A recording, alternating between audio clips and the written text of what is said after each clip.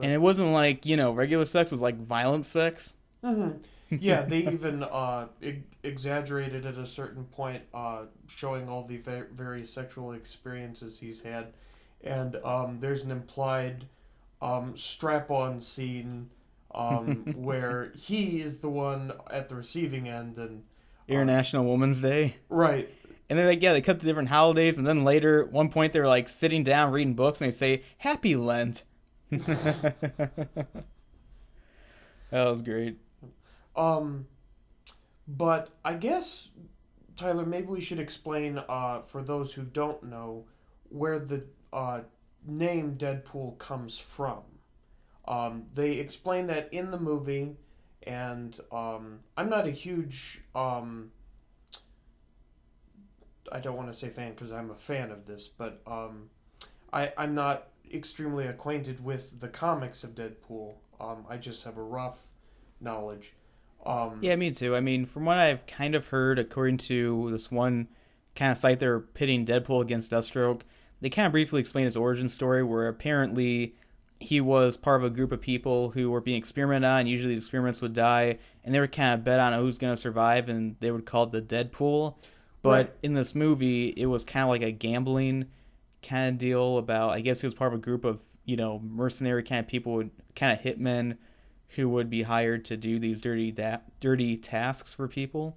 Speaking of which, what's really interesting about this kind of a tangent here, but I've realized that I think that the person who directed this was the same person who directed John Wick.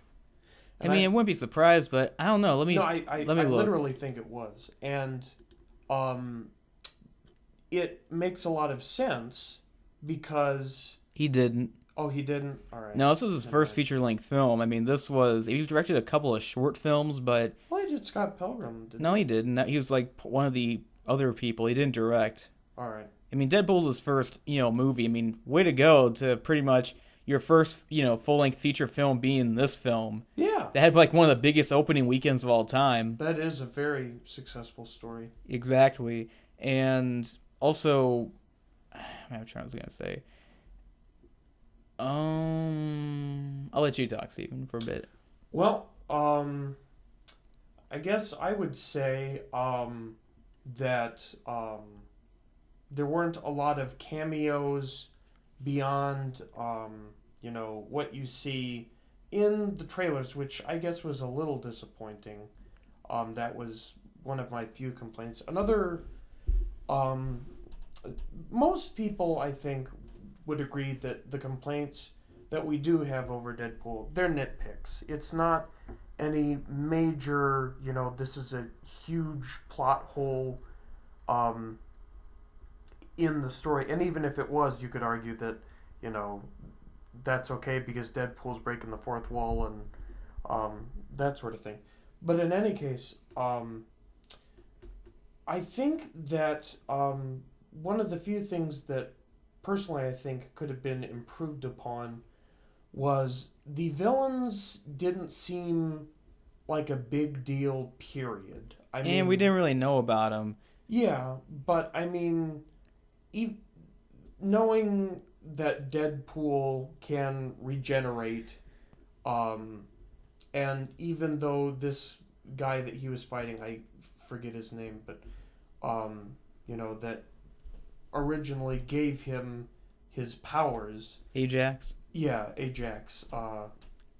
He, he it basically was just going to be an uphill battle for him no matter what because he obviously did not have the same regenerative ability as Deadpool.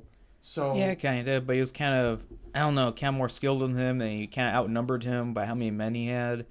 yeah, but But yeah, I mean, this is more of a minor film, like smaller kind of thing. It's kind of like an origin story. I'm expecting for the sequel they're going to do something more, and that's perfectly cool. But this is a, good movie to start off, I guess, for the character.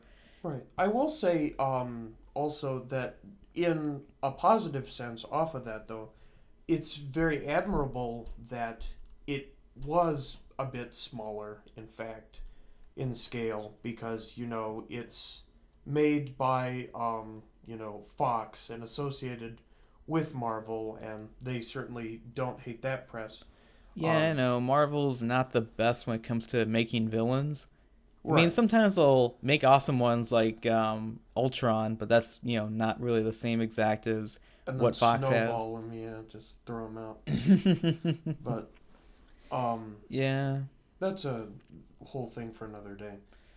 But in any case, I really did like how this was a almost a commentary on the superhero genre as a whole in a film, and it was very healthy and needed.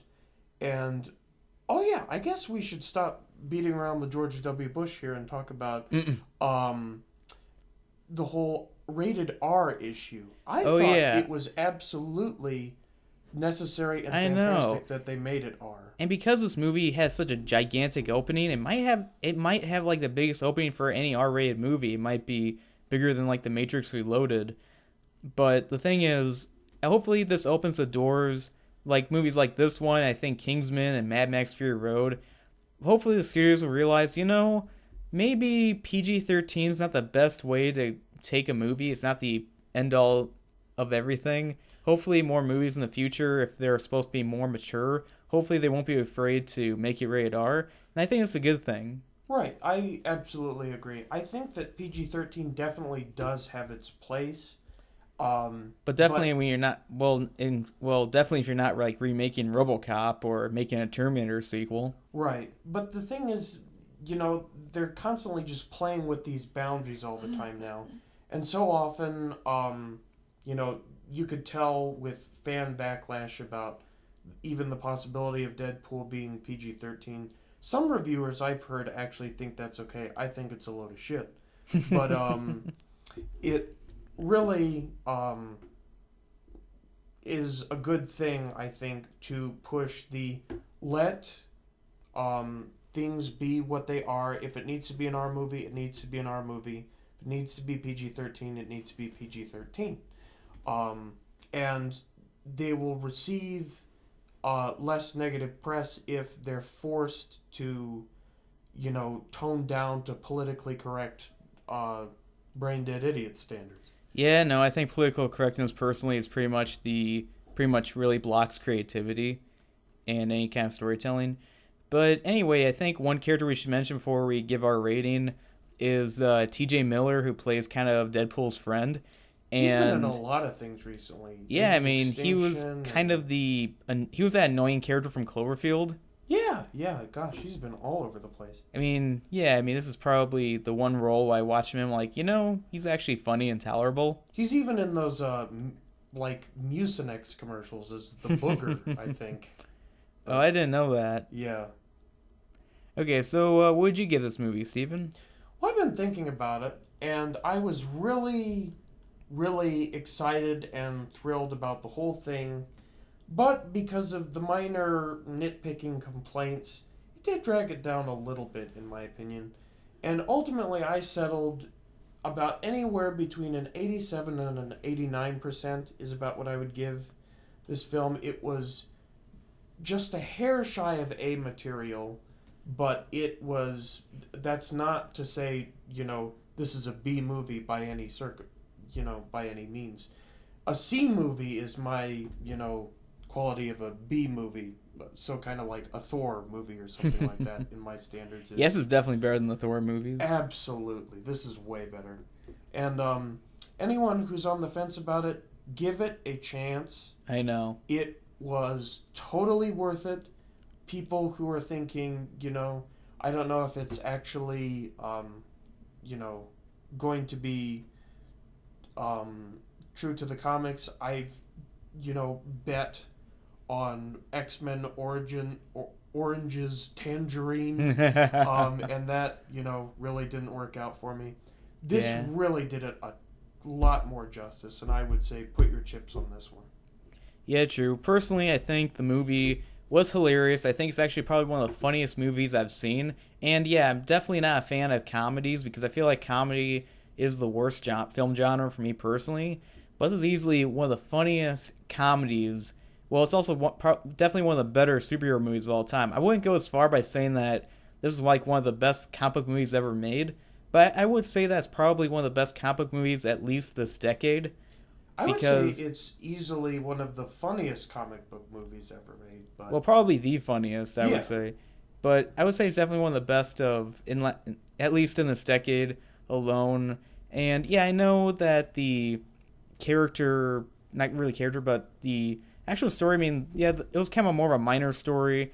The villains weren't that memorable, except maybe making fun of his name, and so on and so forth. But I do like what they did with it, what they could work with. The dialogue really did make this movie really worth watching, and I would say go see it definitely, at least in theaters. So overall, I would give Deadpool about 3 stars out of 4. hmm, really that low? Not that low. It's pretty good, you know. I guess Yeah. I would give it a little higher personally, but I guess I understand it. Yeah, I think before we end this review, I think one thing I think we should talk about is there's this joke in the movie when early on Ryan Reynolds, Deadpool makes fun of. Well, before he becomes Deadpool, he's Wade. He makes fun of this one guy who's trying to recruit him. He makes fun of the fact that he looks like a child predator. And later when he's Deadpool, he's trying to hunt him down. He finds him. He says, "Hey, Jared, I like a foot long now." That was great. I know. We pretty much keep making those Jared jokes pretty much. Absolutely necessary. And Get right, when they Jared. finally do that, it was just not just hilarious, but they heard us somehow. Maybe they watch our reviews. Yes, we can only hope. We can only hope. Yeah, I don't know, maybe that'd be hilarious if they mention us or whatever. Well, yeah, let's not be too ambitious right now. But in Yeah, any no. case, I would say Deadpool was definitely worth the watch. Love the humor in it. Great jokes busted out every 30 seconds at most, and it's a great time. Yeah, true. And back to the holiday thing, they were saying something like, they were showing like how they celebrate. They would get it on pretty much on different holidays. I wonder if how they celebrate President's Day. Maybe I don't know. She would, do some. She would like perform something on him, and later he would kind of deny it and say, "I did not have sexual relations with that woman," like publicly announce it. Right. Okay, so this is Tyler from Anchor Reviews. And Steven from Steven Lawson Studios. Yeah, we hope you enjoyed this unscripted video, and we hope to see you in the future. All right, bye.